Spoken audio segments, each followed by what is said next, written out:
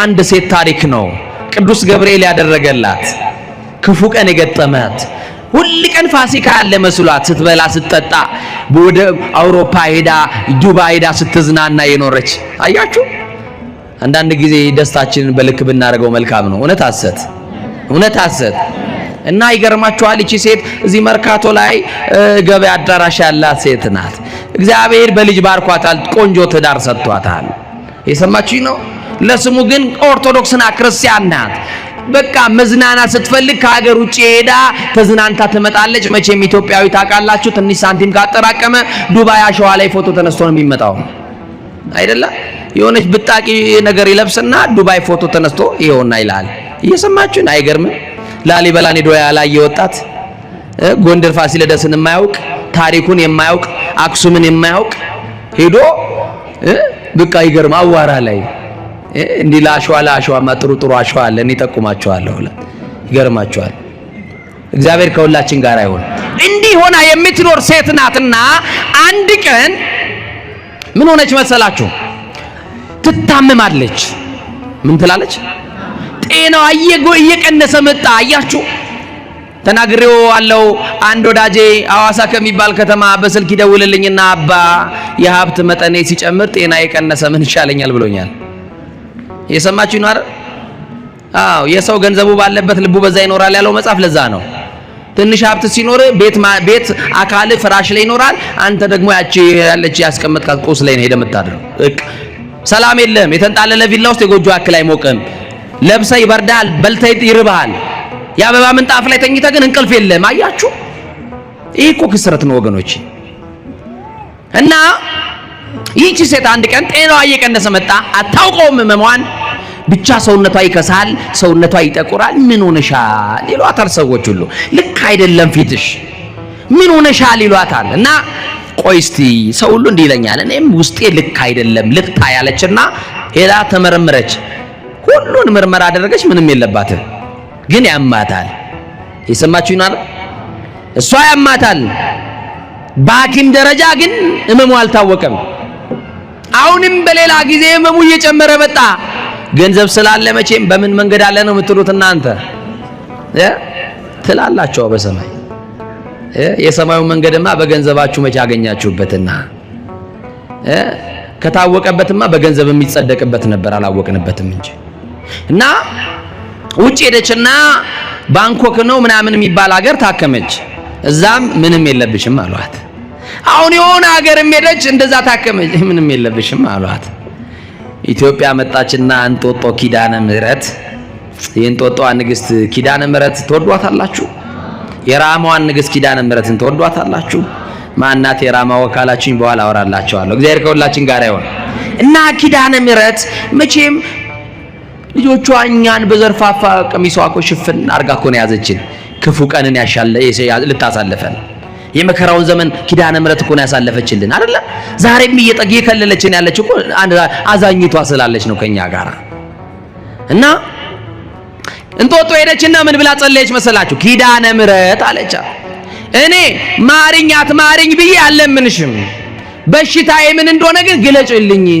ለሚጠይቀኝ ሰው በዚህ በሽታ እኔ ታመምኩት እንኳን ልበል አለች አያችሁ ግማሹ መድኃኒት ፈልጎ ሌላው ደግሞ በሽታውን ማወቅ ፈልጎ ሄዶ ይሄዳል ቤተክርስቲያን ለመነቻት ተማጸነቻትና ከእንጦጦ ስትመለስ አንድ የሆነ ክሊኒክ ነገር ታነብና ቆይ ማን ያውቃል እዚህ ገብቼ ብታይትልና ዶክተር ያመኛል ሙሉ ምርመራ ማድረግ ፈልጋለሁ ትልና ምርመራ ስታደርግ ዶክተሩ መንገር ይፈራና ያስተዛዘነ ብዙ መክሯት ብዙ ነገር ብሎ ያው ታውቃላችሁ ብሬኖሽ አርጎ ነው አይምሯችሁ መጠን መጀመሪያ በደንብ ይጠብቅላችኋል አይደል ከዛ በኋላ ምን አላት መሰላችሁ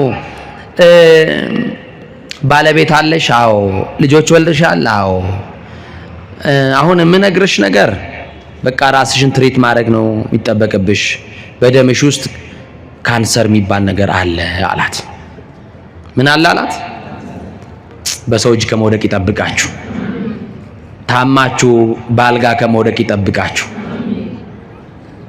በጣም አዘነች ራሷን ሳተች ወደቀች ጠበቃት ዶክተሩ ራሷን እስከምትነቃ ድረስ የባለቤትሽን ስልክ ስጭኝ አላት። የባሏን ስልክ በአፏ ነገረችው። ደወለላትና እንዲህ ያለ ቦታ ሚስት ሕክምና ቦታ ትንሽ አሟታልና ድረስላት አለው። ከሚሰራበት መርካቶ እየሮጠ መጣና ሲያይ ሚስቱ ታለቅሳለች፣ ታነባለች። ምንድነው የተፈጠረው? በልቁጭ በል ከዚህ በኋላ አስታማት መድኃኒት ትጀምር፣ ኬሞቴራፒ የሚባል ሕክምና አለ ይሄንን ታርግ ብሎ ነገረው። ምንድነው? የደም ካንሰር። አቤት እግዚኦ! ሰምተን ማናቃቸውን ነገሮች በዘመናችን ስንሰማ ትላንት ኩላሊት የሚባል ነገር የለም፣ ይኸው ዛሬ ትንሹም ትልቁም ከመሬት ተነስቶ ጤነኛው ሰው ፌል አረገ ሲባል እንሰማለን። በአልጋ ላይ የወደቁትን አማኑኤል ይማርልን። እና ይገርማችኋል፣ ባለቤቷ እሷን አጽናንቶ ትሪት አድርጎ ወደ ቤት ወሰዳት። ሕክምናውን ጀመረች። አንደኛ ደረጃ፣ ሁለተኛ ደረጃ የተባለ ሕክምና ወሰደች። ከዛ በኋላ ያቺ በጣም የምታምረው ጠዋት የለበሰችውን ልብስ ከሰዓት ማትደግመዋ ለመዝናናት ውጪ ሄዳ የምትዝናናዋ ሴት አሁን ታመመች፣ ተያዘች። ያ ውበቷ ረገፈ። መልክ ቢያምር ላፈር ነው። 30 ጊዜ ሽቶ የምትታጠንለት ሰውነት፣ መስተዋት ፊት የምትቆምለት ፊት የሚረግፍ የሚጠወልግ የሚበላሽ አደጋ የሚገጥመው በሆነ ግጥመት የሚጠፋ በቃ ያ ሁሉ መልኳ በአንድ ጊዜ ተወለገ። ከሰል መሰለች፣ ታመመች። አቤት ያያት ሁሉ ከንፈሩን እየመጠጠ ኢትዮጵያን ፈርስት ኤድ ይባላል ማለት አይደል? እስቲ በሉ ትችሉበቴ። በስማ የኢትዮጵያው የመጀመሪያው እርዳታ አንድ ሰው ካዘነልህ ነው የሚል በቃ እግዚአብሔር ይማርህ ማይልህ ይልሃል። በቃ አያችሁ፣ በቃ ከንፈሩን ይመጥባል። ምን ሆነሽ ነው ይሏታል። እሷ ምን ባየ ቀደማት ዝም ትላለች። አይ አሞኝ ነው ትላለች። ምን ነካሽ አንቺን የመሰለ ቆንጆ ምን ነክቶሽ ይሏታል። ምን ይነካታል? የተያዛት ይዞ ዝም ትላለች። ክፉ ቀን ገጠማት። ምን አይነት ቀን? ክፉ ቀን፣ የመከራ ዘመን። አያችሁ፣ የደስታዋ ምዕራፍ ፈጥሮ ተከደነ። አሁን ደግሞ የመከራ ምዕራፍ ተገለጠ። አያችሁ፣ አሁን ፈተና ላይ ያላችሁ ወንድሞቼ አንዱን አልፈዋለሁ ስትሉ ሌላ ፈተና ውስጥ እየገባችሁ ግራ ገብቷችሁ በህይወታችሁ ተስፋ ቆርጣችሁ ያላችሁ ሰዎች አይዟችሁ፣ ጨክኑና አለፉ። እቺን የመከራ ፋይል ሲዘጋ ሌላ የሚከፈትልህ የደስታ ምዕራፍ ሊቀጥል ስለሆነ ጠላት ተስፋ እንዳያስቆርጥ በርታ። ይሰማችሁ ነው አይደል? ያልፋል። ክፉ ቀን ያልፋል አያልፍም? የመከራ ዘመን ያልፋል አያልፍም? በቃ ያልፋል። ታሪክ ሆኖ ያልፋል። ኧረ መድኃኒዓለም ያልፍም አይመሰለኝም። የኔ ነገር ዝም ብለዋል የምትሉ ሰዎች ዝም አላላችሁም። እና አንድ ቀን ባሏ ከስራ ሲመጣ እነዛ ህፃናት ብላቴና ልጆቿን እያየች ስቅ ብላ ለቀሰች። በቅርቡ እንደምሞት አውቃለሁ አለች። ብዙም እንደማልቆይ አውቃለሁ፣ እድሜ እንደሌለኝ አውቃለሁ፣ ሟች እንደሆንኩ አውቃለሁ። ዕለተ ሞትን የሚያስብ ሰው አለ?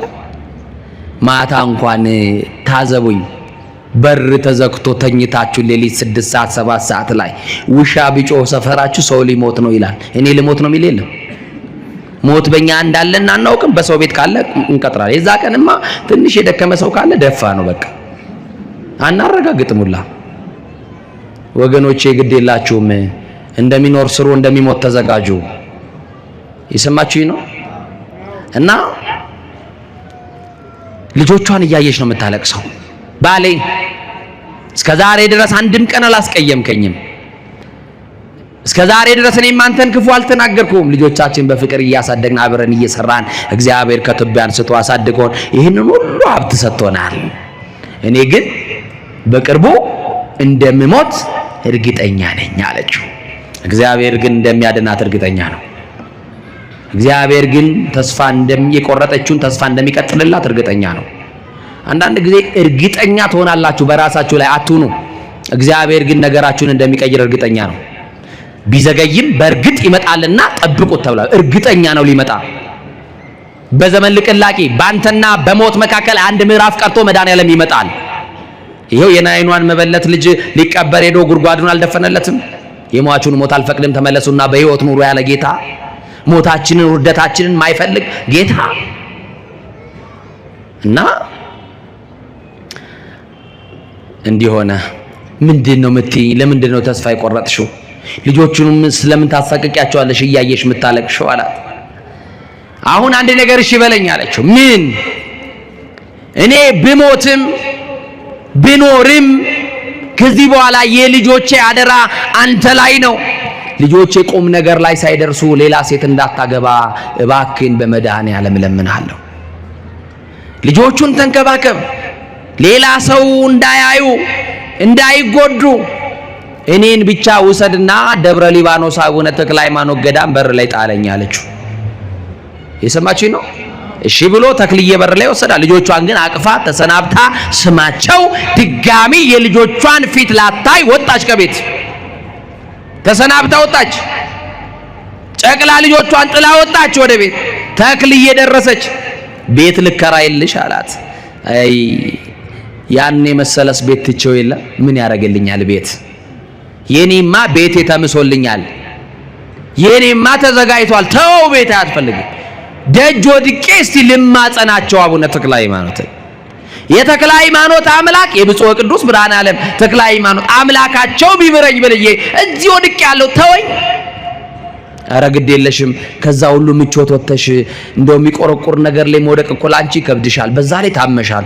የለም አሁን ሰው አያስፈልገኝም ባሌ እግዚአብሔር ይስጥልኝ። ይሰማችሁ ነው። በል አንተ ተመለስ ለልጆቹ ብላ አሰናበተችው። መጠለያ ላይ ወደቀች። ጸበል ያመጡላታል፣ እምነት ያመጡላታል። ከቻለችም በርትታ ሰው ደግፏት ሄዳ ትጠመቃለች ደብረ አስቦ። ያልቻለች ቀን ደግሞ መጠለያዋ ላይ አባቶች መነኮሳት መጥተው ያጠምቋታል። እንዲህ የሆነች መከራን ቀን መግፋት ጀመረች።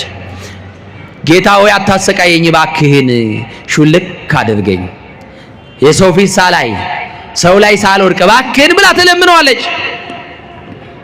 አንድ ቀን ምርር ብላ ሞቷን እየተመኘች ስትጸልይ አደረች። ሌሊት ግን ህልም አየች። የሰማችሁ ነው። ብፁዕ ወቅዱስ በሉ እስቲ ብርሃነ ዓለም ጻድቁ አቡነ ተክለ ሃይማኖት በረከታቸው የደረሰ የበረከት አባት ናቸው። ቤታችሁ ይግቡላችሁ። እሳቸው በህልም ተገለጡላትና እንዲህ አሏት። ልጄ አሏት። ልጆቼ ይበሉና ልጄ አሏት። ያንቺን ነገር የያዘው ገብርኤል ነው አላት በህልሟ። ያንተን ነገር የያዘው ቅዱስ ገብርኤል ነው። አመስግነው በደንብ አድርገህ። ያንቺ ነገር የተያዘው በቅዱስ ገብርኤል ነው፣ በመላኩ እጅ ነው። እግዚአብሔር ነገርሽን ሊቀይር ወደ አንቺ ህይወት የላከልሽ መልአክ ገብርኤል ይባላል። ከነደደ እሳት የሚያወጣ የአናብስትን አፍ የሚዘጋ የፈላውን ውሃ የሚያቀዘቅዝ ስሙ ኃያል የሆነ ገብርኤል የራማው ልዑል ከራማ መጥቶ ከዓይን ጥቅሻ ፈጥኖ ከንፋስ ቀድሞ አንተን ከሞት መንጋጋ ነጥቆ ሊያወጣ ወደ ህይወት የሚመጣው መልአክ ቅዱስ ገብርኤል ይባላል። አመስግኑት፣ አመስግኑት ቅዱስ ገብርኤልን። ቻይና ነው እንደ እጄ ይሰራላችሁ። እስቲ ስላሴ እጄ ሰጠው። አመስግኑ በደንብ እና ጠዋት ላይ አንድ መነኮስ አገኘች። አባ እንዳይሄዱ እንዳያልፉኝ ስለ መድኃኔዓለም ስለ ብፁዕ ቅዱስ ስለ አቡነ ተክለ ሃይማኖት። ምን ነው ልጄ፣ ምን ነው እንዲህ አይነት ጥሪ የምትጠሪኝ? አይ አይደለም የሆነ ህልም አይቻለሁ። ምን አየሽ? አቡነ ተክለ ሃይማኖት ጻድቁ ያንቺን ነገር ገብርኤል ይዞታል ብሎኛል። ገብርኤል እዚህ አካባቢ አለ እንዴ? አዎ ገብርኤል አለ። የት አለ? እዚህ ፍቼ የሚባል ከተማም ገብርኤል አለ። እዚህ ደብረ ጽጌ የሚባል ከተማ ማን አለ? ገብርኤል አለ። እኛ ያለንበት መካከላችን ቅዱስ ገብርኤል አለ። አመስግኑት። ብርሃናዊ መልአክ ሊባርከን አለ። በመካከላችን ቅዱስ ገብርኤል አለ። እሱ የሌለበት መሻል አለ። ችግሩ ስትሆን አለ ገብርኤል። መከራው ስትሆን ሊያወጣም አለ። ከአደጋም ያወጣህ እሱ ነው ገብርኤል። እና በቃ ገብርኤል አለ አሏትና ወደ ፍቼ ላኳት። እየሰማችሁ ነው። ፍቼ ገብርኤልም መጠለያ አስፈቀደችና መጠለያ ላይ ወደቀችና በቃ ልክ በ18 የአቡነ ዮስጣጤዎስ ዕለት ለቅዱስ ገብርኤል ዋዜማው ዕለት ምርር ብላ አሁንም አለቀሰች።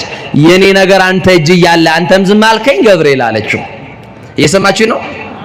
ከዛ በኋላ እንዲህ ብላ አምርራ አለቀሰችና ጠዋት ቅዱስ ገብርኤል ቅዳሴ ሲቀደስ ቆማ ማስቀደስ አልቻለችም። መጠለያዋ ላይ ሆና ጨረሰች። ካህኑ ከቅዳሴ ወጥቶ ህዝቡን ሲባርክ መስቀል ነው እጅን የሚያሳልመው? ንገሩኛ፣ በደንብ መልሱልኝ። አትሳለሙም፣ ዳር ላይ ነው የምትቆሙት ማለት ነው። አያችሁ ምንድነው የሚያሳልሙት? በኪዳን ሰዓት አይደለም። በምን ሰዓት? በቅዳሴ ሰዓት ለምንድን ነው እጁ የሚያሳልመው? ያ እጅ ታቦት የዳሰሰበት ነው። ያ እጅ የኢየሱስ ክርስቶስ ቅዱስ ሥጋው ክቡር ደሙን የፈተተበት እጅ ነው። ታዲያ እድለኛ እኮ ነው። የካህኑን እጅ ስትስም የማንን ሥጋና ደም በነካበት ነው? በፈተተበት ነው። በማንን? የክርስቶስን። አያችሁ ምን ያክል ፈውስ እንዳለው የካህኑ እጅ እና እንደምንም እየተፏቀቀች መጣችና ካህኑ ሰው ሲያሳልም እንዲህ አለችው፣ አባቴ ካህኑ አለችው። ቄስ እኮ ባለ መድኃኒት ነው። እውነት ሐሰት? ቄስ እኮ መንፈሳዊ ሐኪም ነው። እውነት ሐሰት? አባቴ ካህኑ እኔን የሚያሳልሙኝ ሰው ሁሉ ከተበተነ በኋላ ነው። እምቢ እንዳይሉኝ ባገለገሉት መልአክ በቅዱስ ገብርኤል ለምኖት አለች። ኧረ እምቢ አልልሽም ልጄ፣ አይዞሽ ተረጋጊ አሏትና ህዝቡን ሁሉ አሰናብተው ጠበቋት። ልጄ ምን ሆንሽ አሏት። ዝም ብለው እጆትን በግንባሬ ላይ ጫኑብኝ አለች። ያ እጅ ያስፈልገናል አያስፈልገንም? የማን እጅ? የካህኑ እጅ። ዛሬ ግን ካህን እየሰደምን እንዴት የካህኑን እጅ ትፈልጋለህ? በረከት የተቀበልክበትን የካህኑን እጅ እየቆረጥክ አባቶቻችንን እያዋረድን እንዴት እንከብራለን ወገኖች? ይዘንልን እግዚአብሔር ክርስቶስ፣ ይራራልን ክርስቶስ። ከዛ በኋላ እጅን ጫንብኝና ቅዳሴ በቀደሰበት አንደበት ሥጋ አምላክ በተቀበለበት አንደበት እፍ በልብኝ። ምናልባት ያ ደግ መልአክ ሚካኤል የባህራንን የሞት ደብዳቤ እፍ ቢልበት በሕይወት እንደተቀየረ መልአኩ ገብርኤልም የኔን ነገር በሕይወት ሊቀይር ስለሚችል ምን በልብኝ አለችው? እፍ በልብኝ አለችው። እንዲህ አላት። ካህኑ እጁን ጭኖ እንደ እምነትሽ ይደረግልሽ፣ እንደ እምነታችሁ ይደረግላችሁ። ታማችሁ የመጣችሁ እግዚአብሔር ፈውስ ያደርግላችሁ። ተጨንቃችሁ የመጣችሁ ከጭንቀታችሁ ይገላግላችሁ።